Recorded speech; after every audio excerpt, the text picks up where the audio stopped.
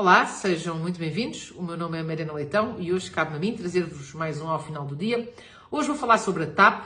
Tem-se falado imenso sobre a TAP e eu acho que é muito importante continuarmos a falar sobre a TAP porque nós tendemos a nos irmos esquecendo dos casos que vão marcando esta governação que já vai para quase 8 anos de António Costa e dos seus ministros.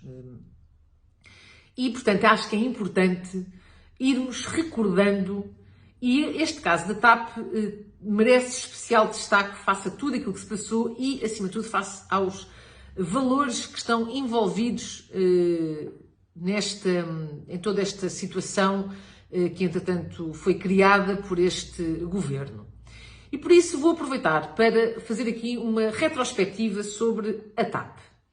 Ora, a TAP foi renacionalizada por este governo, decisão de António Costa, de Pedro Nuno Santos e do governo, mas com especial destaque para estes dois, primeiro-ministro e o ministro das Infraestruturas na altura.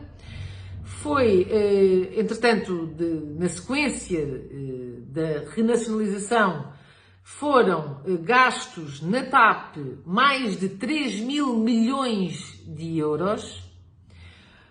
Um ano e meio depois, afinal, a renacionalização, que na altura tinha sido vendida como algo profundamente necessário, estratégico, imprescindível para o país, afinal, um ano e meio depois, já se podia privatizar a TAP.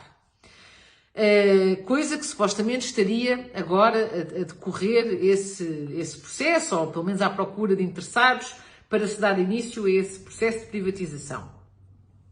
Entretanto, Alexandre Reis vem para o governo, a nomeada secretária de Estado do Tesouro.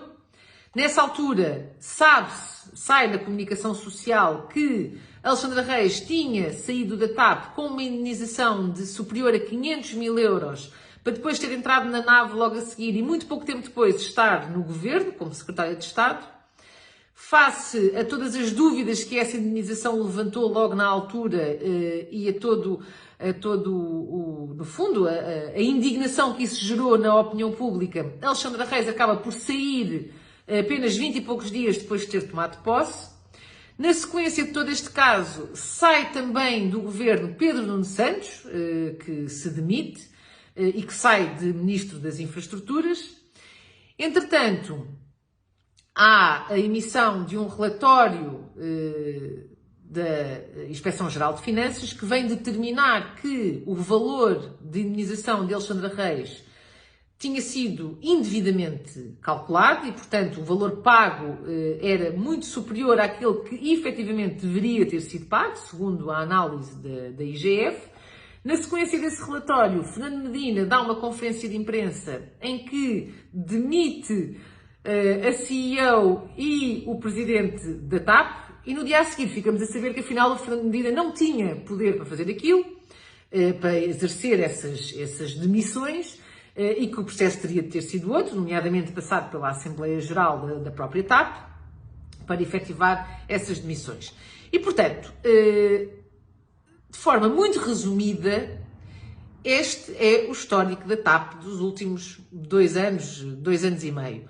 E que mostra claramente que este governo anda literalmente a gozar com a nossa cara.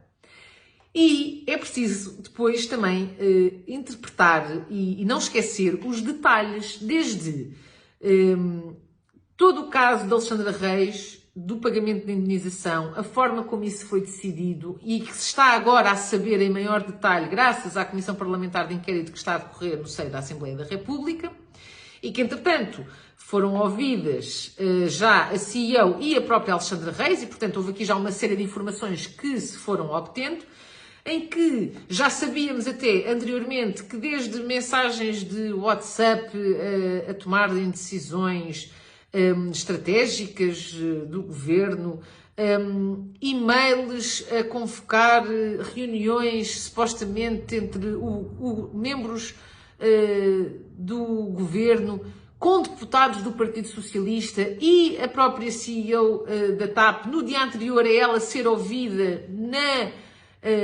na Assembleia da República, Portanto, há aqui uma série de situações que deixam-nos incrédulos, porque, de facto, quando olhamos para um governo, não queremos acreditar que seja esta a forma como os nossos dirigentes tratam estes assuntos, e depois percebemos a promiscuidade com que tudo isto é tratado.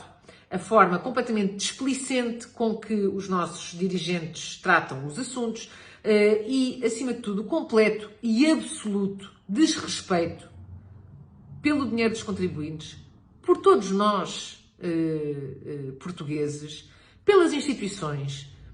O governo, neste momento, é composto por pessoas que não são idóneas, por pessoas que não estão lá para zelar pelos nossos interesses, mas sim por pessoas que estão lá única e exclusivamente para zelarem pelos interesses do Partido Socialista, pelos interesses daquelas pessoas em concreto, pelos próprios interesses de cada uma daquelas pessoas. E, portanto, é importante, é mesmo muito importante, estarmos constantemente a relembrar-nos de todas estas situações para, de facto, quando chegar à altura das eleições, estarmos com a cabeça fresca, bem relembrados daquilo que foi esta governação socialista. E que este é só mais um dos exemplos, mas que, de facto, é um exemplo gritante face aos mais de 3 mil milhões de euros que já foram gastos na TAP, dinheiro que é nosso, dos contribuintes, e que foi enterrado literalmente numa companhia aérea que supostamente era estratégica, mas que agora afinal já vai ser privatizada, portanto já não se percebe se é estratégica, se não é. Portanto, isto é uma completa trapalhada. E no meio destas trapalhadas todas, o que ainda me consegue, de facto, surpreender é que os ministros... ninguém os ouve. Fernando Medina, João Galamba, entretanto, todos eles, de alguma forma, citados no meio desta Comissão Parlamentar de Inquérito, ninguém os ouve. O Primeiro-Ministro António Costa, finalmente hoje, deu-nos algumas palavras sobre o assunto. E a verdade é que, entretanto, consequências zero, já se encontrou o bode expiatório é o Secretário de Estado, Hugo Mendes, que entretanto já nem sequer é Secretário de Estado, portanto vai levar com as culpas todas, vai ser o bode expiatório, para quê? Para evitar que os que lá estão agora sejam beliscados por esta situação. Mas a verdade é que são tão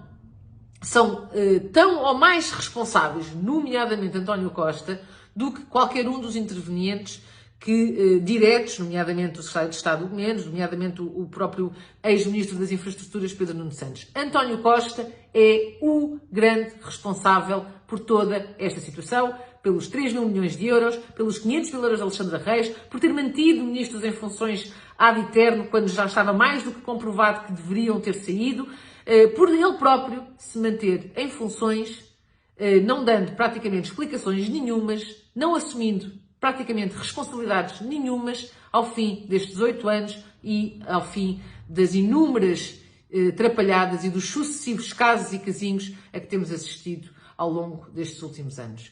Por isso, a grande questão que subsiste é até quando é que António Costa vai continuar a achar que está em condições de continuar como Primeiro-Ministro.